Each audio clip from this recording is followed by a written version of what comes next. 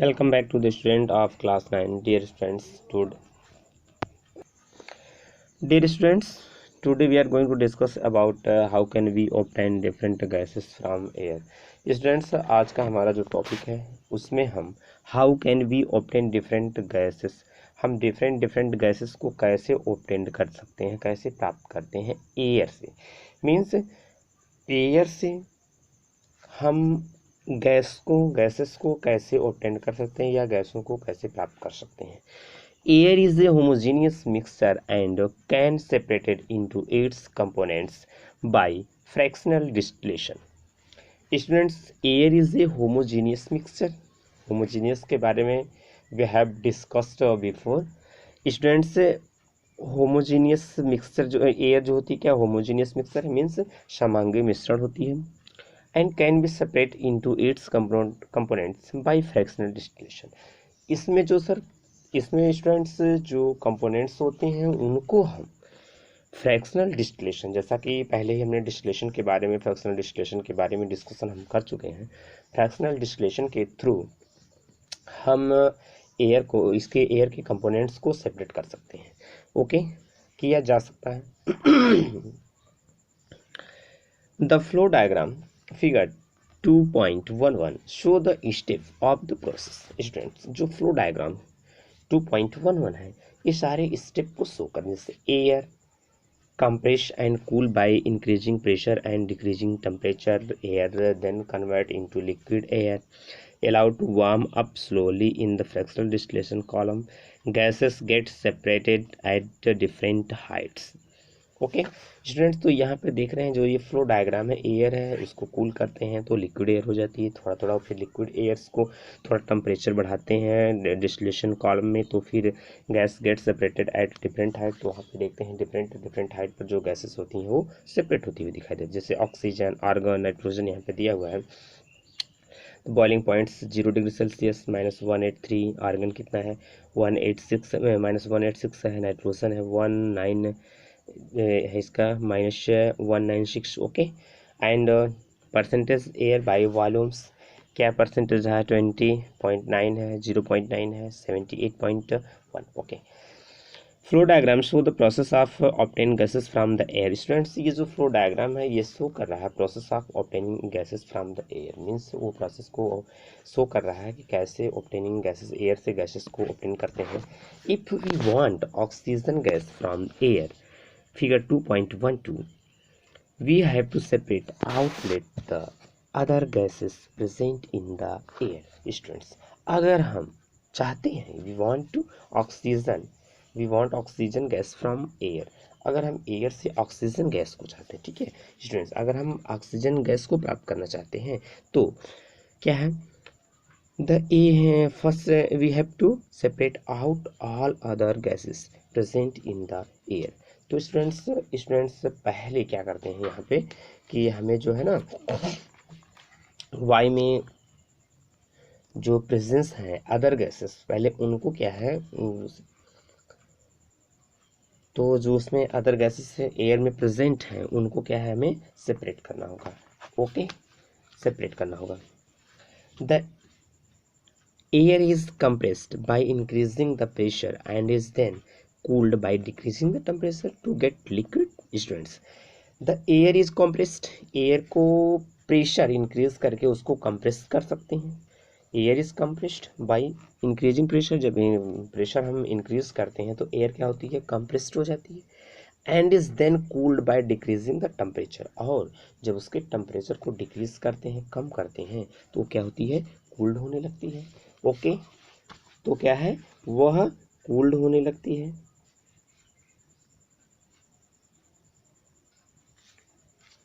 Cooled होने लगती है। ओके, टू गेट लिक्विड्स, और वो लिक्विड एयर जो होती है क्या है, लिक्विड में कन्वर्ट हो जाती है जब हम टेम्परेचर उसका डिक्रीज कर देते हैं। ठीक है students, this liquid air is allowed to warm up slowly in a fractional distillation column. अब स्टूडेंट्स, ये जो एयर है means increasing pressure and decreasing temperature, वो एयर जो गेट लिक्विड कन्वर्ट हो जाती है, allow to warm up slowly, उसमें हम अलाउ करते हैं धीरे धीरे वो स्लोली मतलब क्या है, फ्रैक्शनल डिस्टिलेशन कॉलम में वो स्लोली वार्म अप करते हैं, धीरे धीरे उसको क्या है गर्म करते हैं। Where gas gets separated at different height depending upon their boiling points, where gases student, जहाँ पर हम क्या देखते हैं कि गैसेस जो होती है वो get separated at different height मतलब अलग अलग ऊंचाइयों पर देखते हैं, अलग अलग हाइट्स पर वो गैस क्या होती है सेपरेट हो जाती है अपॉन देयर बॉइलिंग पॉइंट्स, उनकी बॉइलिंग पॉइंट्स के ऊपर स्टूडेंट्स।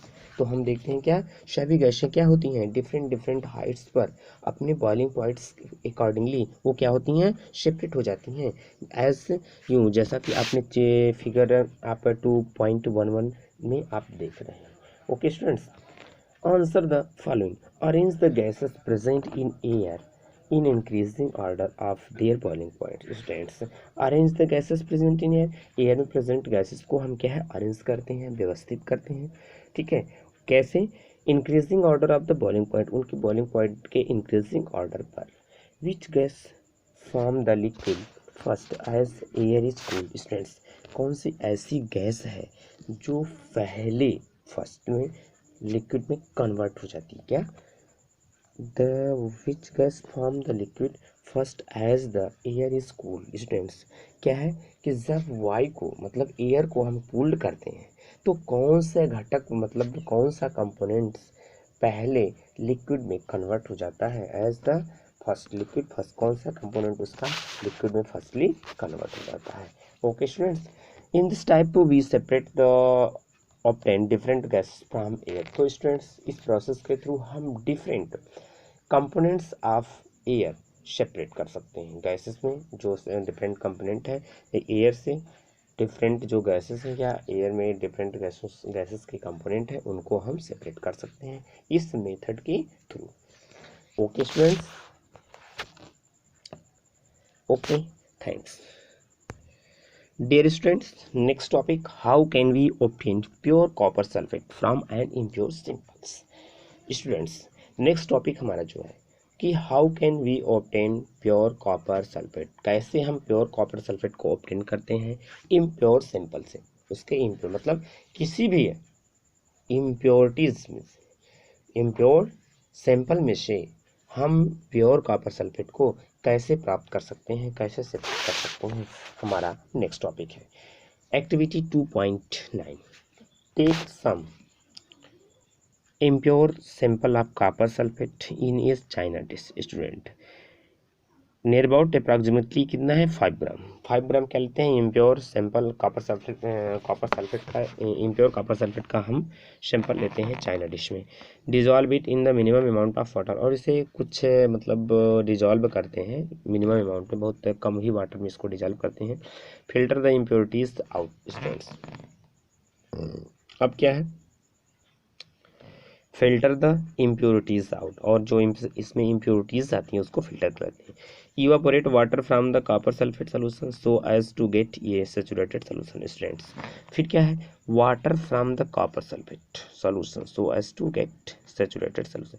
इवापोरेट कर देते हैं किसको, वाटर, कॉपर सल्फेट से वाटर को इवापोरेट कर देते हैं सो एज टू गेट ये सैचुरेटेड सोल्यूशन। और जब इसको हम वाष्पीकृत करते हैं तो मीन्स क्या है सो एज टू गेट ये सैचुरेटेड सोल्यूशन प्राप्त करने के लिए, एक संतृप्त विलयन को सैचुरेटेड सोल्यूशन को प्राप्त करने के लिए कॉपर सल्फेट के गुण को क्या करते हैं, इसको पहले इवापोरेट कर देते हैं, करें। ओके स्टूडेंट्स, तो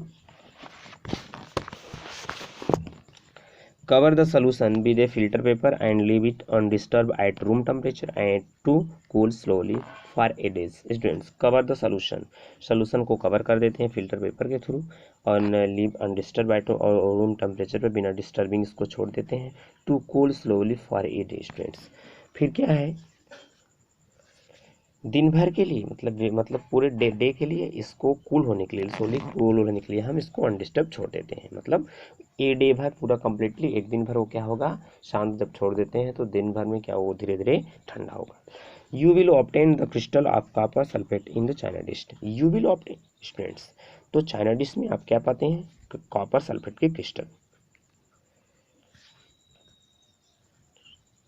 okay, this process is called crystallisation. Students ये जो प्रोसेस होती है ना, इसको क्रिस्टलाइजेशन कहते हैं। क्रिस्टलाइजेशन कहते हैं मतलब छोटे छोटे वहाँ पे जो क्रिस्टल्स होते हैं, क्रिस्टल आप देखते हैं कि चाइना डिश में ऑब्टेंड हो जाते हैं। यू विल ऑब्टेंड, आप ऑब्टेंड करेंगे, प्राप्त कर लेंगे। Okay, now answer, what do you observe in the china dish. आप चाइना डिश को ऑब्जर्व करें, चीनी मिट्टी के जो what do you China dish जो है उसमें आप क्या ऑब्जर्व करते हैं। Do the crystal look like, क्या इसमें जो क्रिस्टल एक समान दिखाई देते हैं। Do the crystal look alike, एक दूसरे के समान है।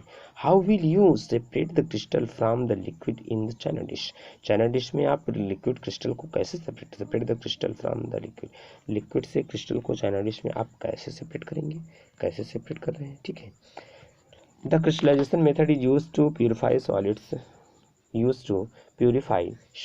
स्टूडेंट्स इसमें जो होता है क्रिस्टलाइजेशन मेथड का यूज करके हम प्यूरिफाइड सॉलिड को प्यूरिफाई कर लेते हैं। किस मेथड के थ्रू, क्रिस्टलाइजेशन मेथड के थ्रू। इसका क्रिस्टलाइजेशन का जो प्रोसेस है ना, इसका यूज करते हैं सॉलिड्स को प्यूरिफाई करने में। ठीक है,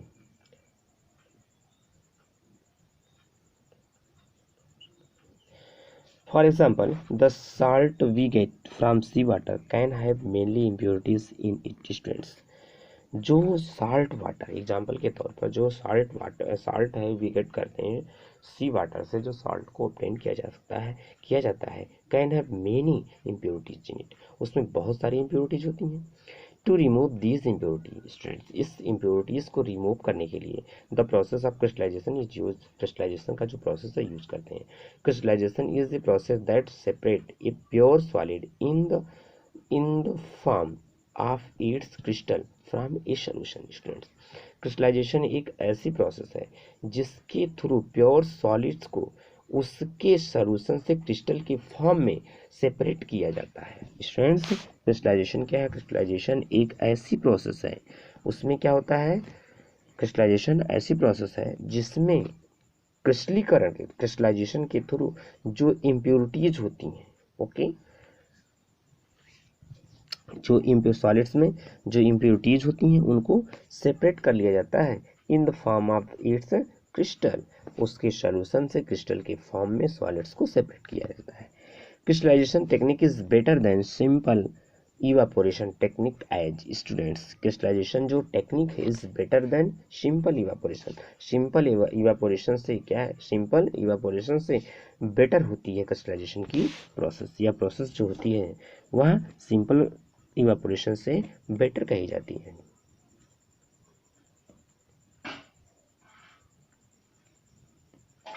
किस पर्पस में स्टूडेंट्स यह बेटर है, given below some solids decompose are some, students कुछ सॉलिड्स होते हैं डिकम्पोज हो जाते हैं, कुछ सॉलिड्स क्या विघटित हो जाते हैं,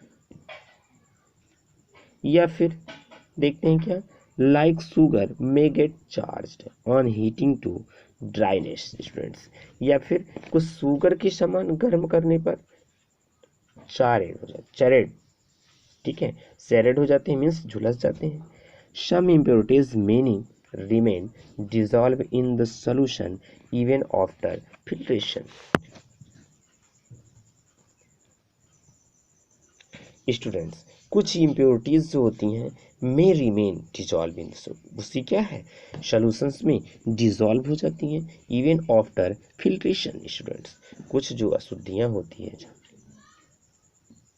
इवन आफ्टर फिल्ट्रेशन, स्टूडेंट्स अब फिल्ट्रेशन के बाद